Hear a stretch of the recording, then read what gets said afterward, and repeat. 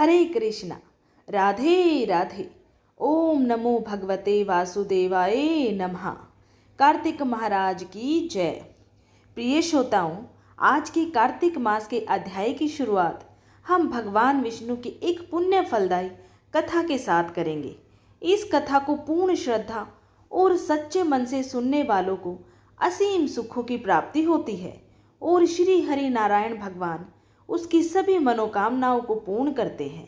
एक नगर में एक सेठ और सेठानी रहते थे और सेठानी रोज विष्णु भगवान की पूजा किया करती थी। सेठ को उसका पूजा करना बिल्कुल अच्छा नहीं लगता था। इसी वजह से एक दिन सेठ ने सेठानी को घर से निकाल दिया। घर से निकलने पर सेठानी जंगल की ओर चली गई तो उसने देखा कि 4 आदमी मिट्टी खोदने का काम कर रहे थे। उसने कहा कि मुझे नौकरी पर रख लो। तब उन 4 आदमियों ने उसे काम पर रख लिया, लेकिन मिट्टी खोदने से सेठानी के हाथों में छाले पड़ गए और उसके बाल भी उड़ गए। वो आदमी कहने लगे कि बहन, लगता है तुम किसी अच्छे घर की महिला हो, तुम्हें काम करने की आदत नहीं है। तुम ये काम रहने दो और हमारे घर का काम कर लिया करो। वो चारों आदमी उसे अपने साथ अपने घर ले गए और वह 4 मुट्ठी अनाज लाते और सभी बांटकर खा लेते। एक दिन सेठानी ने कहा कि कल से 8 मुट्ठी अनाज लाना। अगले दिन वे 8 मुट्ठी अनाज लाए और सेठानी पड़ोसन से आग मांग लाई। उसने भोजन बनाया, विष्णु भगवान जी को भोग लगाया, फिर सभी को खाने को दिया। सारे भाई बोले कि बहन, आज तो भोजन बहुत स्वादिष्ट बना है। सेठानी ने कहा कि भगवान का झूठा है तो स्वादिष्ट तो होगा ही। सेठानी के जाने के बाद सेठ भूखा रहने लगा और आस पड़ोस के सारे लोग कहने लगे कि ये तो सेठानी के भाग्य से ही खाता था। एक दिन सेठ अपनी सेठानी को ढूंढने चल पड़ा।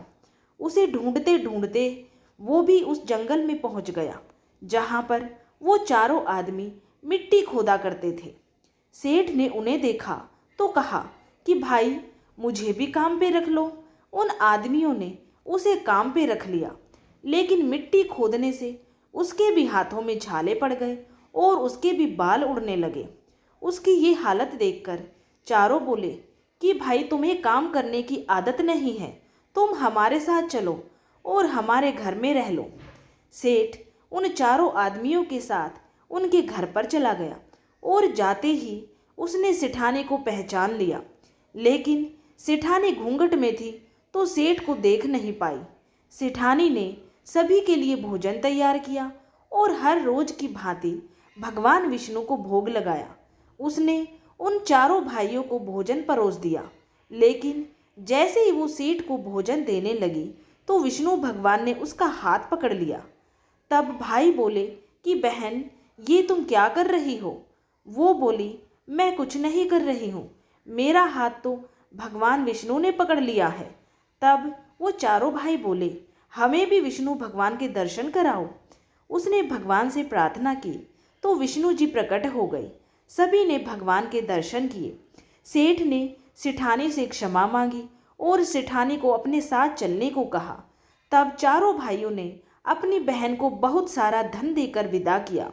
अब सेठानी के साथ साथ सेठ भी भगवान विष्णु की पूजा करने लगा और उनके परिणाम से उनका घर दोबारा से अन्न धन से भर गया। हे श्री हरि नारायण भगवान, इस कथा को सच्चे मन और पूरी श्रद्धा से सुनने वालों और आपका नामन कमेंट बॉक्स में लिखने वालों की हर मनोकामना पूर्ण करना और अन्न धन से उसके भंडारे भरना। प्रिय श्रोताओं, बोलिए नारायण नारायण। हरिओम नमो भगवते वासुदेवाय नमः। प्रिय श्रोताओं, अब कार्तिक मास महात्म्य की कथा का आप सभी श्रवण कीजिए। जो पढ़ेगा सुनेगा इसे वो होगा भव से पार। श्री हरि की कृपा से लिख रहा 9वां अध्याय का सार, कार्तिक मास महात्म्य का 9वां अध्याय। इतनी कथाएं सुनने के बाद महाराज पृथु नारद जी से प्रार्थना करने लगे कि हे देवर्षि, अब कृपा करके मुझे तुलसी का महात्म्य भी बतलाने की कृपा कीजिए।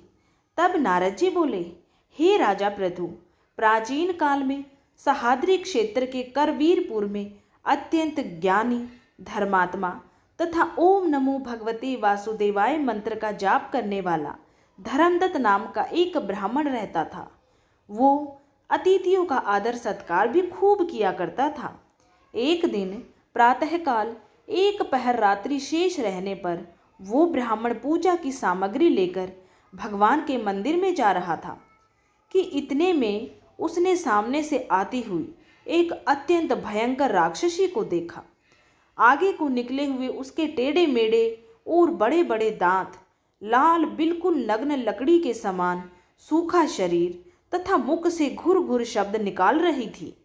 ऐसी भयंकर राक्षसी को देखकर भयभीत धर्मदत्त ने अपने हाथ का तुलसी मिश्रित जल उस पर फेंक दिया। जल में मिश्रित तुलसी दल शरीर पर पड़ते ही उस राक्षसी के समस्त पाप दूर हो गए और वो हाथ जोड़कर धर्मदत्त के पैरों पर गिर पड़े। तब धर्मदत्त ने पूछा कि तुम कौन हो और किस पाप के कारण इस दशा को प्राप्त हुई हो। अपने पापों से मुक्त हो चुकी वो राक्षसी तब कहने लगी, सौराष्ट्र देश में भिक्षु नामक ब्राह्मण की मैं पत्नी थी। मेरा नाम कलहा था। मैं न तो अपने पति से मीठे वचन बोलती थी और न ही अच्छा भोजन और फल ही उसको खाने को देती थी। इस व्यवहार से दुखी होकर जब मेरे पति ने दूसरा विवाह करने का निश्चय किया तो क्रोध में आकर मैंने विष खाकर अपना शरीर त्याग दिया। इसके बाद यमदूत मुझे बांधकर यमराज के पास ले गए। वहाँ चित्रगुप्त जी ने मेरे अच्छे बुरे कर्मों का लेखा जोखा बताते हुए यमराज से कहा, हे महाराज, इसने अपने जीवन में कभी कोई शुभ कार्य नहीं किया, सदैव अपने पति से द्वेष करती रही।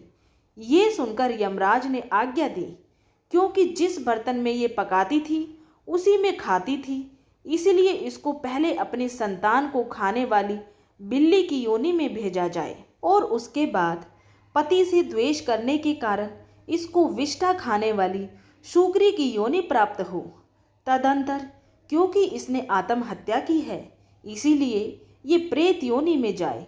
सो हे महाराज, मैं 500 वर्ष से इसी योनि में फिर रही हूँ।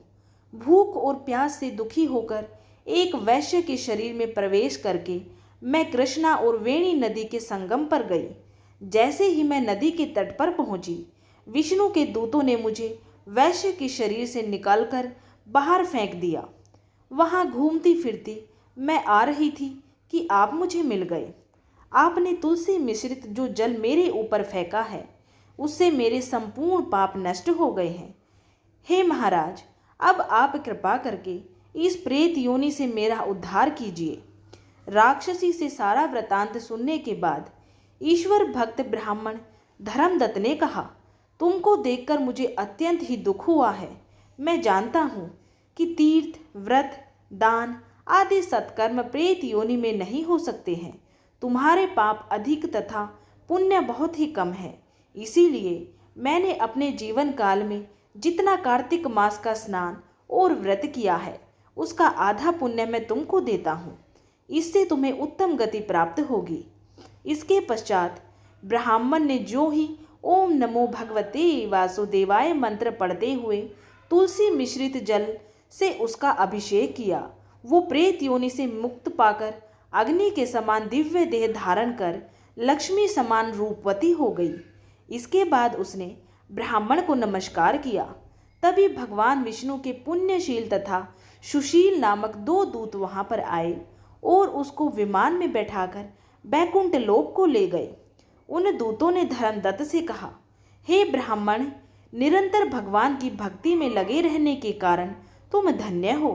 तुम्हारे द्वारा कार्तिक मास के स्नान व व्रतों का आधा पुण्य दिए जाने के कारण ही इसकी मुक्ति हुई है। हे विप्र, अपने इस त्याग, भक्ति और कार्तिक स्नान के प्रताप से कालांतर में तुम राजा के कुल में जन्म लोगे और अंत में बैकुंठ धाम को प्राप्त करोगे। प्रिय श्रोताओं, आज का 9वां अध्याय यहीं पे समाप्त हुआ। इससे आगे का वृतांत आप सभी कल की वीडियो में सुनिएगा। अगर आप सभी को कार्तिक मास महात्म्य की ये कथा और भगवान श्री विष्णु की कहानी पसंद आई है तो वीडियो को लाइक जरूर करें और दूसरों को भी शेयर करें ताकि दूसरे लोग भी ये पावन पुण्य फलदायी कथा सुन पाएं। प्रिय श्रोताओं, अगर आप अपने सनातन धर्म से जुड़े व्रत, त्योहार, पूजा पाठ, कहानियों और कथाओं के बारे में संपूर्ण जानकारी या समय से प्राप्त करना चाहते हैं तो हमारे चैनल रामा स्टोरीज को सब्सक्राइब जरूर करें। बोलिए श्री कृष्ण भगवान की जय।